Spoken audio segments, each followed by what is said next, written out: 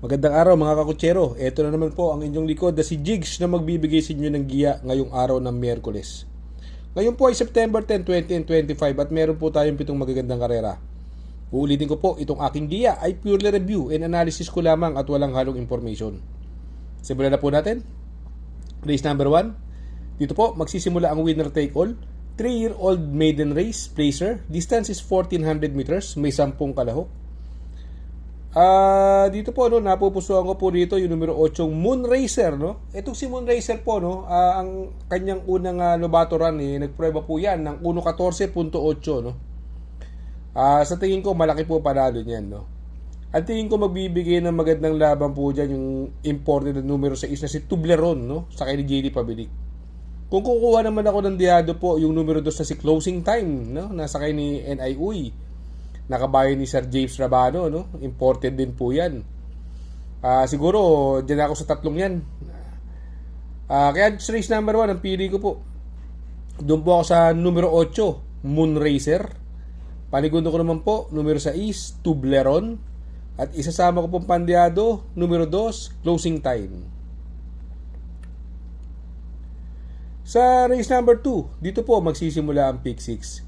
Pilracom rating based handicap system race, class 5, 17 to 41 split. Distance is 1200 meters at dito po may 8 kalahok. Dito po, no, ang tingin kong possible scenario, pwedeng mauna si Andy Byrne. Andyan po si Nards 23. Mukhang magkakaroon po ng pressure sa unahan. Pwedeng pumabor sa galing sa panalo at mag-uumento pa. Numero 4 namaya, no, nasakay ni Bumbum Villegas, no. At tingin ko nga pwedeng magandang protection po rito yung numero 3, no, na si Buhayang Bato, no. At magaling po kay Mark Alvarez yan, si Buhayang Bato. Talking horse sa kanya yan. Siguro kung kukuha po ako ng pandiado rito, no, ito galing sa segundo nakaraan to, numero 6 Make Hay, no.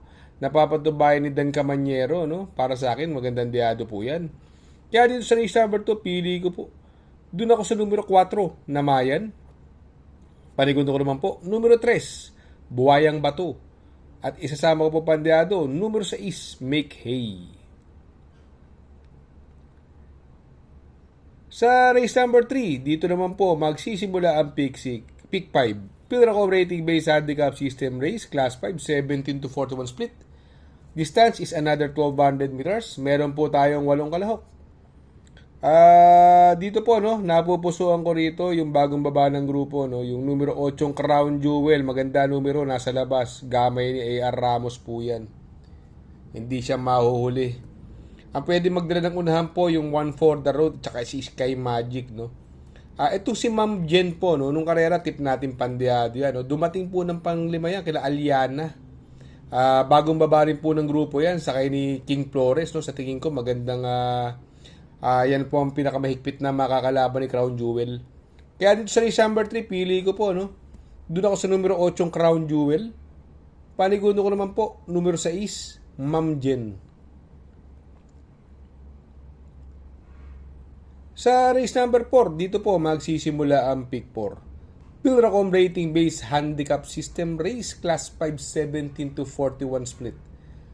Distance is another 1200 meters. Meron po tayong 8 kalahok. Dito nakikita ko, no, possible scenario. Pwedeng mauna si Hanglus, although may pwedeng magbigay ng pressure sa kanya. Pero alam naman natin ang area ni Hanglus ay ibang klase, no.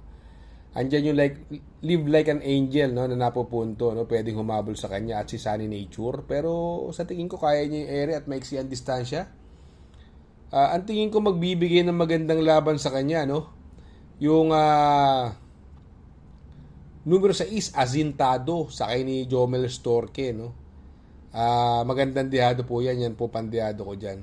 Step Bell, no, may panalo din po yan. Pero ito, bagong baba po ng grupo, numero 1, Walop. Binigay na po kay JR Sargent de Ocampo, bagong baba ng grupo. Sa tingin ko, mukhang maglalabas itong kabayong ni Patrick Uy na to.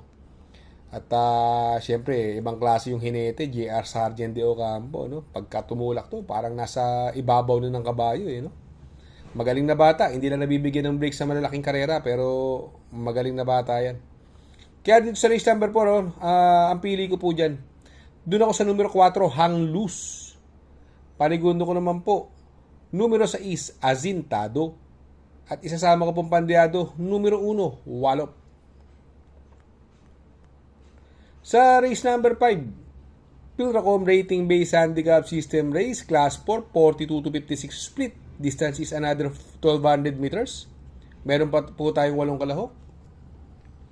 Dito, laki na ng binaba ng grupo po nito. Numero 4, Magna Cum Laude. At sobrang gamay po yan ni JR Sargent de Ocampo. Ang problema lang po, medyo maiksi ang distansya. Itong kabayong ito pang 1,400 meters and up. Dramatic po kasi yan. At mukhang manggagaling sa hulihan.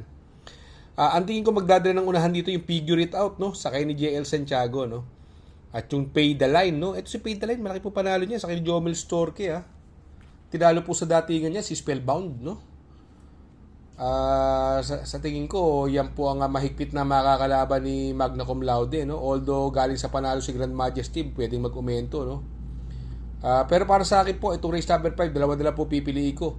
Doon po ako sa numero 4, Magna Cum Laude. Panigundo ko naman po, numero 1, Pay the Line. Sa race number 6 sa penultimate race, Pilracom Rating Based Handicap System Race, Class 5, 17 to 41 split. Distance is another 1,200 meters. At dito po, meron po tayo 8 kalahok. Dito, another maraming bagong baba na naman. No? Yung Tenacity, alam naman natin si Tenacity, pag nauna to, ibang klase to. Magaling mauna yan, Tenacity. Sakay pa ni Jomel Storke, maganda numero. Sa tingin ko, ito ang horse to beat dito sa karerang ito. Siguro kung magpo-protection ako rito, yung numero 5, Made for Trophy, ito nabitin lang nung karera to eh. Si Made for Trophy, sumabit yung unang takbo kay Snow White eh. Bandera siya, mukhang nalunod eh. Nalunod sa unahan eh. Todo meter. Kaya segundo lang siya dumating. Siguro kung magpo-protection po ako ng diado dyan, yung numero 3 na bagong baba na si Atomic Bomb na sakay ni Conrad Henson. Kaya dito sa race number 6 ang pili ko po, numero 2, Tenacity.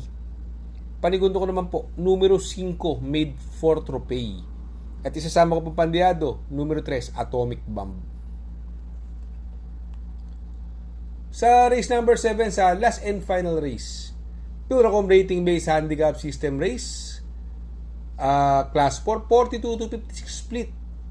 Distance is another 1,200 meters. At dito may 8 kalahok. Dito possible pwedeng magdala ng unahan yung Diamond Power Ginebra, no? Lucky Strike, no? Sakay ni JT Pabilik, no? Pwedeng iuna, pwedeng isunod, no? At nagbabalik na si Sister Moon at si Rocking Bell. Parehas gamay ng hinete pero mas mauuna si Rocking Bell sa magaling kay JL Ciego Jr. to si Rocking Bell eh. May preba pong 1.12 media yan eh. Kaya lang galing bakasyon. Sa tingin ko kung marirate ng maganda si Diamond Power ni Onyok, sa tingin ko mahihirapan silang talunin yan, no? At yun nga, may pressure kay Ginebra.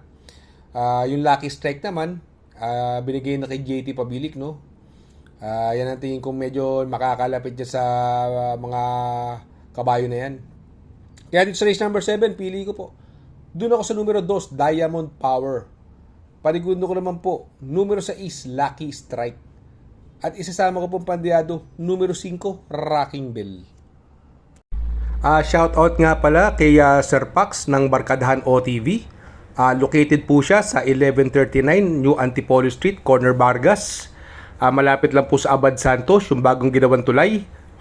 Very convenient and attentive po ang mga tao.